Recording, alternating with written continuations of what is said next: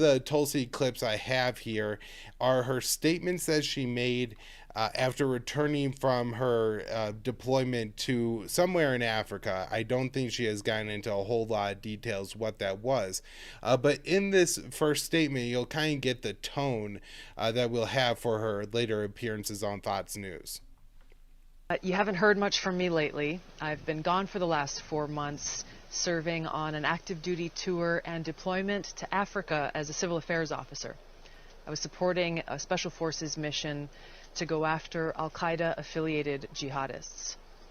Now, every single day, it was truly my honor to work with incredible patriots, experienced, focused warriors with an unwavering commitment to serve our country. We should never forget that, no matter the decisions that the politicians make or the careerists in the Pentagon make, it is our men and women in uniform who selflessly and quietly defend the safety, security, and freedom of our country every day. So, I'm sure all my listeners know, and I really don't need to explain that to you, that this is just straight up Pentagon propaganda, that our soldiers are right now running around Africa, chasing down Al-Qaeda terrorists who are planning attacks in the United States. And if it wasn't for them, we wouldn't be free and as safe and as able to do all the great things that we do. I mean, this is the same kind of stuff that George Bush said after 9/11, and it's just completely absurd. We shouldn't have believed it then, but now we have 20 years and we definitely shouldn't believe it. And so when I saw this, I think this was like mid-September, maybe 2 weeks ago, she put this out, I was pretty taken back. And me and Will on the show had already broken down her 9/11 statement, which was again very hawkish, but still, if you remember back to the campaign, I thought maybe with the backlash that she had gotten from her 9/11 statement, that she would move back towards the rhetoric that she had when she was running for president, which was about ending the regime change wars. Now, whenever me and Will talked about her during the campaign season, we would always mention that, hey, like, she's pro fighting terrorists and fighting wars against terrorists, but at least she's against the regime change wars. And in fact, that's really all she's talking about. And so, that's why it's really easy to, say good things about Tulsi Gabbard. And, she was actually making not anti-war points, but, anti-regime change war points on the campaign trail fairly frequently, and with the authority of being active duty and having served in Iraq and now in Africa, at least those two deployments. That kind of carries a lot of weight when she's saying that we don't have to wage these wars. However, she's always been, we have to wage wars against the terrorists. And, I'm not saying that there are no bad people in the world who want to harm us. However, I think that Tulsi Gabbard should, try to think a little bit about if these people in Africa are really international jihadists, or are just groups have, declared themselves loyal to different international terrorist groups because they are terrorists and maybe not international jihadists that want to come to America or anything like that, but being a part of Boko Haram or ISIS or Al-Qaeda is probably good marketing, and in a very disturbing way in some parts of the world that's going to help get you funding and everything like that. And these certainly are, if you're going to pledge your loyalty to Al-Qaeda or something like that, you are Muslim. But she really ties it that it's the Islamic jihadist groups that are trying to take our terrorists that are coming after America. And these groups just really don't exist in Africa. I've had Danny Shershon on this show to break down like several of these issues in the Sahel region of northern Africa, which is, I'm guessing, about where Tulsi Gabbard was deployed. I think she mentions East and West Africa, so that's probably like from Somalia to Nigeria, or some maybe Mali, these areas of Africa where the U.S. has long been involved in, their kind of neo-colonialist projects, as well as France. And, Mali is known as France's forever war, which we've talked about again with Danny on the show, and the U.S. has always supported that.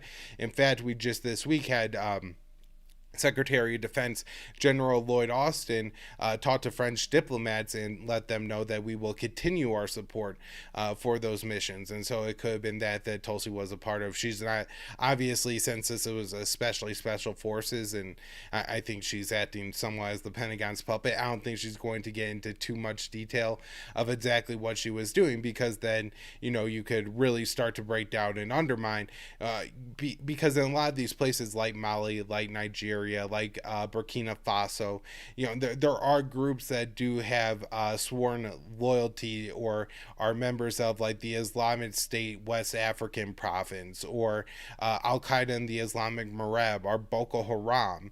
However, when you look at what's actually going on here, that these are just, international names that different groups, local groups, have attached themselves to, and they're not interested in carrying out international violence. They're interested in carrying out violence against the ethnic groups within, their own country or own region. I'm guessing that, to some of these people, the border between Nigeria and Burkina Faso and Cameroon and all these countries are, they're not that important, right? The ethnic groups are important. And so a lot of these attacks are, reprisals between herders and farmers and different groups like that. And that's how it's breaking down. And Tulsi Gabbard just straight up conflates this. Like, it's Al-Qaeda in the Arabian Peninsula and Yemen that has actually, in the past tried to plot attacks in the United States and things like that. So that's one really bad thing, and it sets the tone for the next clips. Now, I know people have, and Dave Smith is a big name libertarian, has already broken down her clip from Tucker Carlson, but I really do want to talk about it, and I want to get into it in detail as well, because again, we talked a lot about Tulsi during the campaign and broke down her clip so she was saying good things, so I definitely want to do it when she's saying negative thanks things. So much for coming on. So you get to lie, I mean, this will not shock you because you've seen it so much, but you get to lie about the loss of human life, you get caught, and nothing happens to you? What kind of system is that? I mean, this kind of accountability is critical. I want to point out first that anytime there are civilian casualties in war, it is tragic and terrible. Yeah. War is a terrible thing, and I think it's important for the American people to understand that Islamist jihadists are continuing to wage war against us. And the Islamist ideology, not the same as the religion of Islam, but this Islamist ideology, which is a political ideology that inspired the terrorist attacks on our country on 9/11, is the greatest threat that we're facing right now in this country and the world. It is the foundation of governance of so-called Islamic countries like Turkey and Iran and Saudi Arabia and Pakistan. And it's what's behind the discriminatory policies that they have in these countries against Christians, Hindus, Buddhists, atheists, and others. So as long as these Islamist jihadists are waging war against us, we have to work to defeat them militarily and ideologically.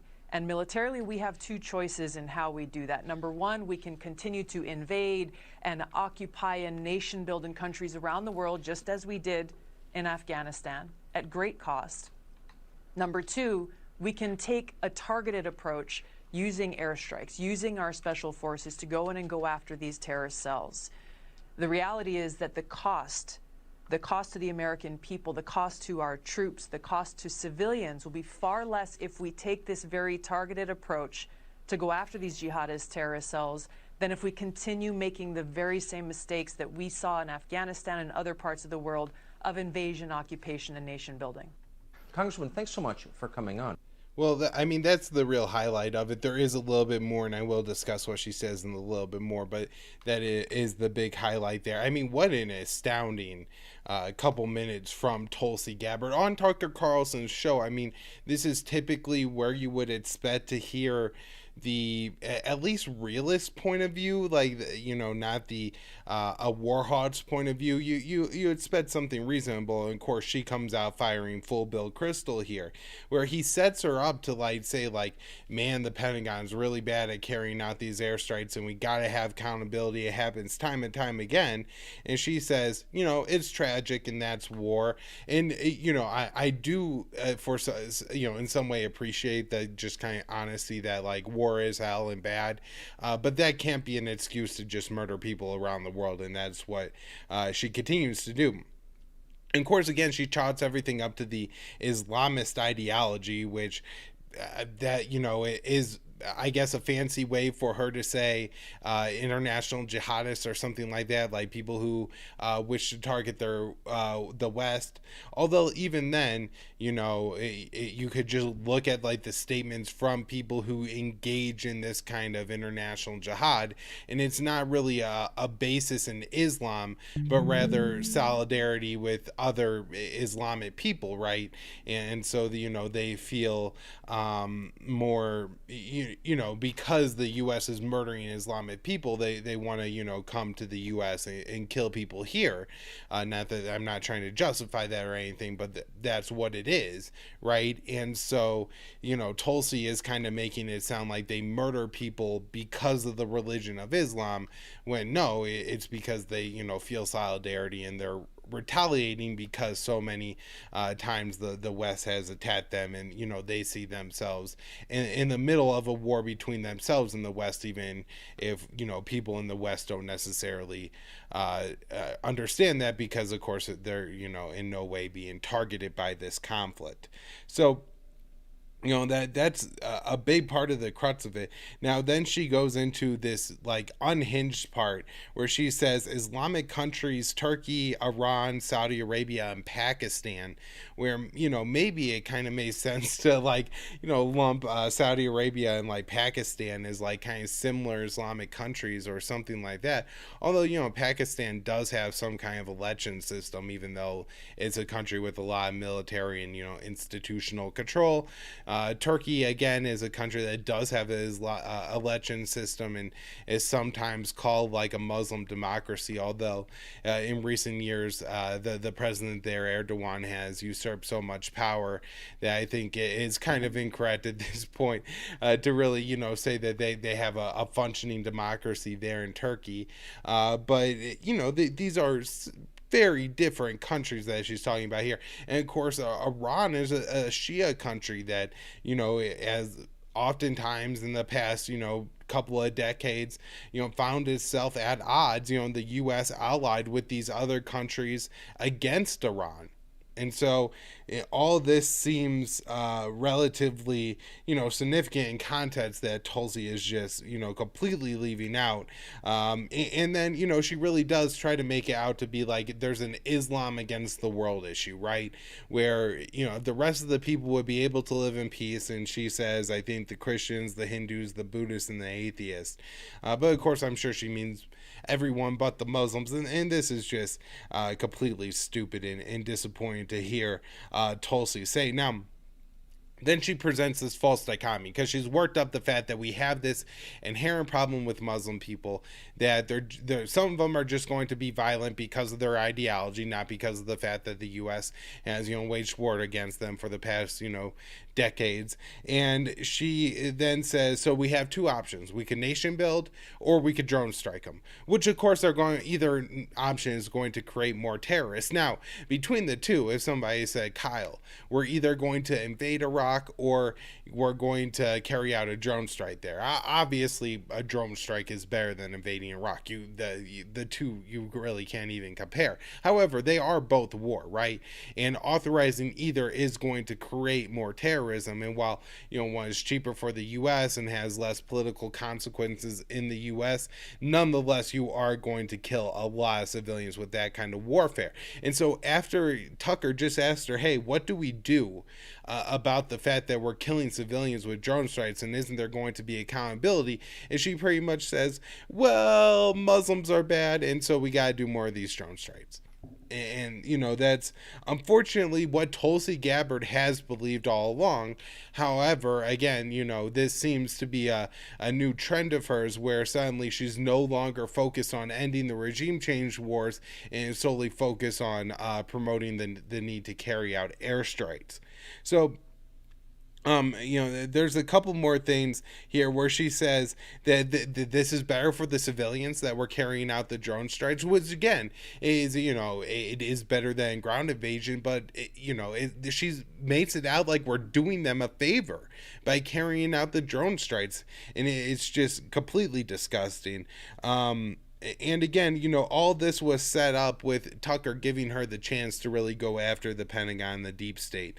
Now, Tucker then gives her another chance and says, don't we need to go after the generals for this? And Tulsi says, well, it's right. You can't blame the low-ranking soldiers, but it doesn't show any real desire to have any accountability whatsoever. Now, I have one more clip here, and this is her on Bret Baier. And so it's interesting, right? She goes on Tucker and says something super hawkish, and now she gets on Bret Baier, which is, he's a little bit more of a hawkish Fox News host than Tucker Carlson. And I'm going to go ahead and play just a short part of this clip or this appearance. It's like, 2 minutes long here. We'll meet terrorist threats that arise today and in the future with a full range of tools available to us. We're better equipped to detect and prevent terrorist threats, and we are more resilient in our ability to repel them and to respond. There are a lot of people, Congresswoman, who say that what happened in Afghanistan and what is happening now and how we handled it has really opened the door for more terrorists. You've just come back from Africa, which is also a hotbed of radical jihadists. Your thoughts on where we are? So right there, right, he just presented her with the safe haven myth. I'm sorry, I got to cut in just to make this clear, because he doesn't say it directly, but he presents her with the safe haven myth, and this is what Tulsi has to say. Well, as you know, Brett, in both East and West Africa, there is a surge of these jihadist terrorists. Al-Qaeda, ISIS, and affiliated groups are increasing in their strength. The withdrawal from Afghanistan is something that I agreed with, but unfortunately, the way that this administration executed that withdrawal has been an utter and abject disaster, which is continuing to play out as we speak. For those who say, and we should continue to monitor Afghanistan to make sure that there are no Al-Qaeda and ISIS strongholds that are allowed to start to take root. If we're seeing that that's starting to happen, then we need to go and take them out. But we should not be under the illusion that this is a problem that's only limited to Afghanistan. And the proof of that is that Al-Qaeda, for a very long time, has been able to get refuge and actually have training camps and support in Pakistan, which is a problem that not only hasn't been addressed, but we've seen the United States continue to support Pakistan in spite of this known fact and reality. So this is a bigger issue here that really needs to be addressed. Right, so here we have a situation where she, again, is set up with the safe haven myth and does this redirection where she goes first. There's jihadist groups all over from East to West Africa, which has nothing to do with what he asked. But she wants to make sure before she says that she did support the withdrawal and say something that's not hawkish, she wants to make sure that first she sets herself up by saying something very hawkish. And this is just completely untrue. There again, and I talked about this earlier when she talked about just getting back from there. But, all these groups from Al-Shabaab to Boko Haram, I mean, yeah, they're going to do terrible things like kidnap, hundreds of school children. They're going to go into villages with machetes and carry out massacres. They're going to, set bombs on roads and all this kind of stuff. Terrible, terrible things. I'm not saying it's okay, but there is a difference between somebody doing terrible things to like the village next door because they hate that ethnic group, and then being willing or able even to come to the United States and do anything to America. And she just conflates the two absolutely completely. And so, of course, that that's a big part of the problem here. But then, she doesn't even say But listen, there wasn't anything unique about 9/11 that was plotted or planned in Afghanistan. Yes, Osama bin Laden was there, but the actual attack was planned in Karachi and in Hamburg, Germany, and in San Diego. And the pilots who hijacked the planes got their flight training, I believe, like in Minneapolis and in Florida. And so, we should just be aware that there's nothing particular about Afghanistan that creates a unique terrorist or anything like that, right? Like, debunk the safe haven myth. But then she says, while I support the withdrawal, it was done disastrously. And so it almost sounds like, while she doesn't confirm that she's saying that this is what she thinks, it really does sound like, what Tulsi Gabbard thinks is that the disastrous withdrawal create a situation where Afghanistan, all over, East and West Africa, you're going to have these jihadist groups running rampant. And that's just not true. And Tulsi should know better. And so really what you're having here is Tulsi Gabbard start to put forward the policy position of Joe Biden. Right? She's essentially talking about here what Joe Biden wants to do going forward in Afghanistan, which is wage the over-horizon capabilities and target the jihadists.